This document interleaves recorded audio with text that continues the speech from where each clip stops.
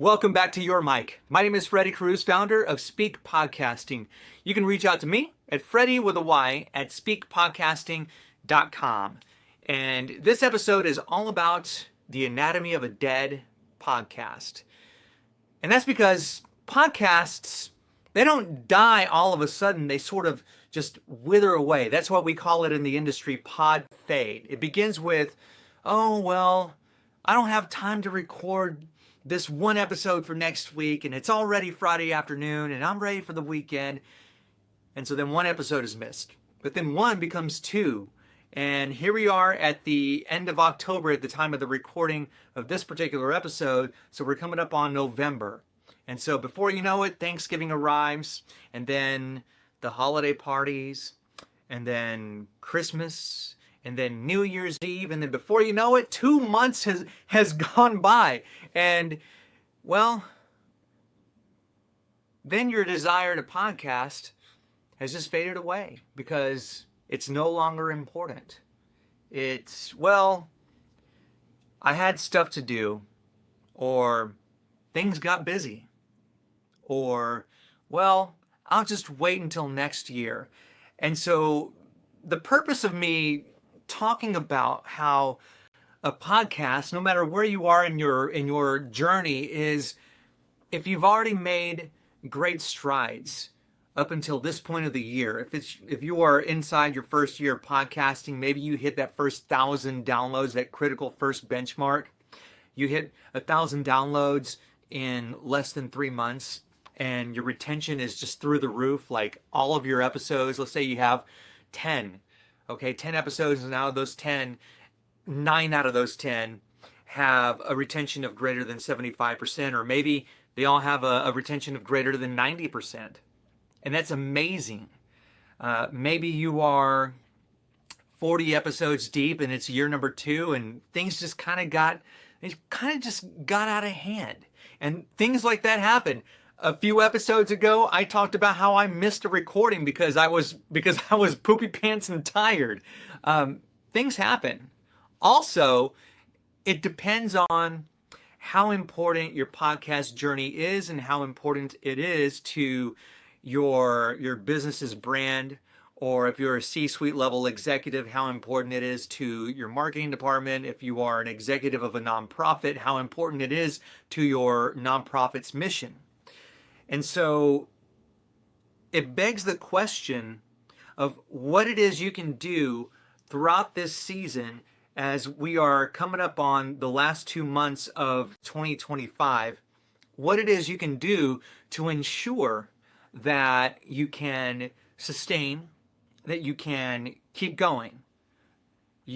If you follow my company account, Speak Podcasting, on Instagram or on LinkedIn, heck, if you even follow me on any of the social media channels, you probably see me on more than one occasion talk about the importance of batch recording.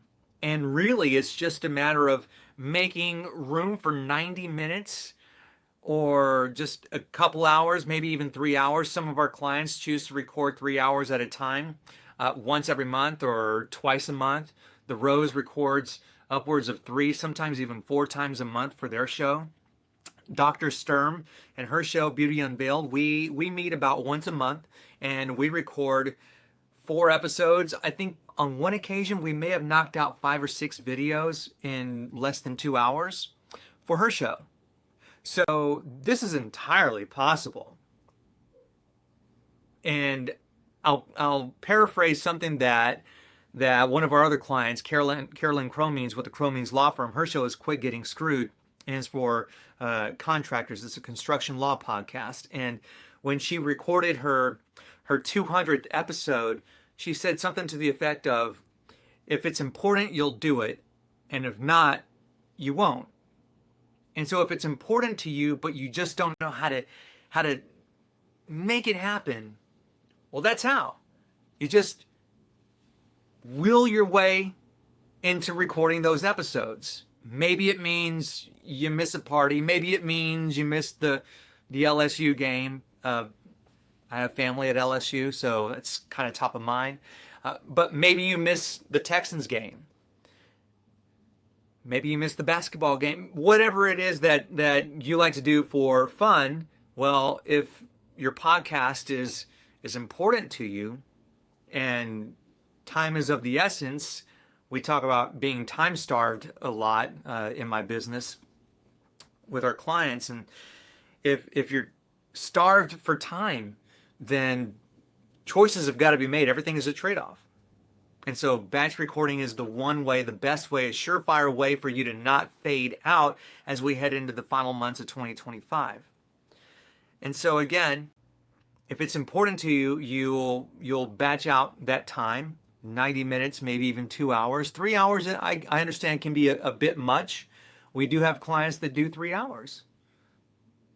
And so it really just depends on the will you have. But just remember that if you're several episodes deep, or if you're even 30 or 40 or 50 episodes deep and you've made great progress, to just stay in the game. To stay in the game and to not let the show, not let the expectations of others sort of get in the way of what it is that you have built and that you hopefully will continue to build as we close out the year and move into 2026. Because it doesn't take me to tell you. You can follow all the really popular business guys, from Gary Vaynerchuk to Alex Hormozy to Layla Hormozy, his wife, to Daniel Priestley, that moving into the future, more so than ever, having a personal brand and even a company brand is going to be one of the most powerful tools that you can have in your marketing belt.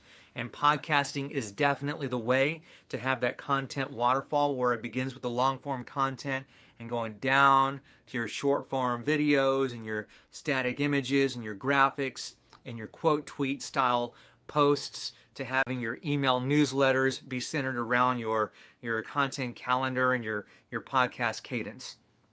Now, if you want to have a chat about how we can help you sustain and stay in the game so that you can build on the momentum that you've got going into 2026, please feel free to hit me up. Freddy with a Y at speakpodcasting.com. Remember, always keep your mic